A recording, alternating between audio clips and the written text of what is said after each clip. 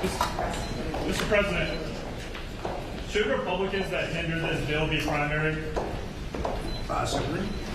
We'll have to see. I think we have a very, very united party. This man has done a fantastic job, and so have you, Lisa. Thank you. But this man has done a fantastic job. He's a real unifier. I don't think anybody else could have done it. I just said to your cohorts downstairs, we had a majority of one for a period of 5 months. And he kept it together, and we actually passed things. And nobody else could have done that. He's done a fantastic job as Speaker. We have a very, very unified party. Remember, we had 1, and now we have 7. We won elections. Now we're going to win a lot of elections. The economy is good. I just had my highest poll numbers ever. And we had a big trip to the Middle East. We took in $5.1 trillion. We brought it back to our country. 180 Boeing aircraft are being built now because of that trip, and many other things. That's the least of it. The economy is doing great. The stock market's higher now than when I came to office, and we've taken in hundreds of billions of dollars in tariff money, and we've had no inflation. They kept saying inflation. There's no inflation. Groceries are down. Gasoline is way down. Everything is down. All energy costs are down. I'll tell you, to me, maybe the most respected thing, you saw the way they respected me between Qatar and Saudi Arabia and UAE, probably the richest, certainly the richest of their type nation, great places, unbelievable amounts of money. They respect our country again. They were going to go to China. China was going to take over those countries 100%. They were dealing with China because they weren't treated right by the last administration.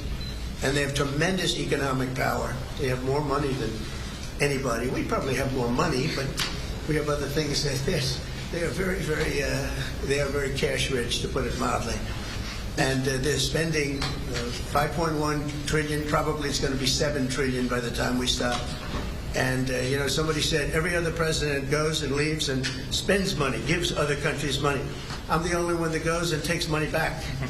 When you think of it, I said, that's an interesting statement. I never thought of it that way. But we have this is really just a pep talk. We have a very unified House, and we have a very unified Senate. And Mike is doing a phenomenal job as Speaker. He's going to be there a long time. And we have a man in the Senate, our leader, Thune. Mr. Thune is doing a great job. I've gotten to like him a lot, and he's doing a fantastic job. Between the two guys, very different personalities, actually, in certain ways, but they are doing a fantastic job. I don't think the Republican Party has ever been so unified. It's become a much bigger party. We're winning the labor vote. We won the Teamsters. We won votes that look how well we did with the automakers. And by the way, the president of the automakers is now my biggest fan. He said he did tariffs. You know how many auto plants are being built now in this country because of the tariffs? 3 just announced yesterday that they're building. There's a revolution going on, a positive one, in our country, and I love it, and we're doing really well. And we'll time for the negotiations to stop, Mr. President. Do you want the negotiations to be over now? Which negotiation? Over this bill. Oh yeah, well it's going to be. We're going to be putting it in soon, and I think we're going to have great support. Are you going to? We're going to make a couple of tweaks. I mean, we don't want to benefit Democrat governors, although I would do that if it made it better, but they don't know what they're doing, and So they're radical.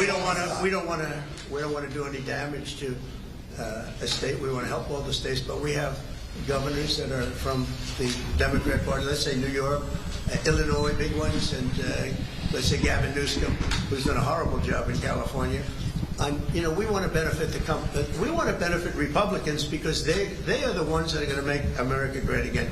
The Democrats are destroying our country, and you see that with the past administration, with an open borders policy that allowed 21 million people into our country, and many of those people are stone-cold murderers, killers, and trouble. Yeah. What are you planning to tell the fiscal hawks who want to delay Say it. this? What are you planning to tell the fiscal hawks who want to delay this? I'm a fiscal hawk. They don't think this cuts enough spending. I'm a bigger fiscal hawk.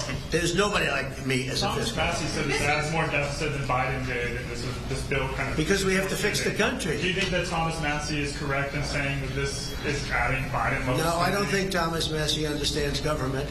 I think he's a grandstander, frankly. He'll probably vote. We don't even talk to him much. I think he should be voted out of office. And I just don't think he understands government. If you ask him a couple of questions, he never gives you an answer. He just says, I'm a no. He thinks he's going to get publicity. And you have that. You have that. They've got some too. Go ahead. Mr. President, on Medicaid, do you want work requirements phased in next year? Do you think Here's what I that's want possible? on Medicaid. We're not touching anything. All I want is one thing. 3 words. We don't want any waste, fraud, or abuse. Very simple. Waste, fraud, abuse. Other than that, we're leaving it. Medicare, we're leaving it.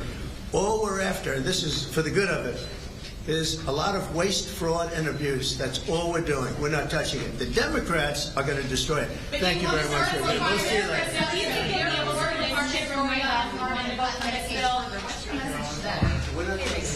There are conservatives in this room who want to go further, but we have the. Waste, fraud, and abuse. That's all the cuts we're doing. Thank you.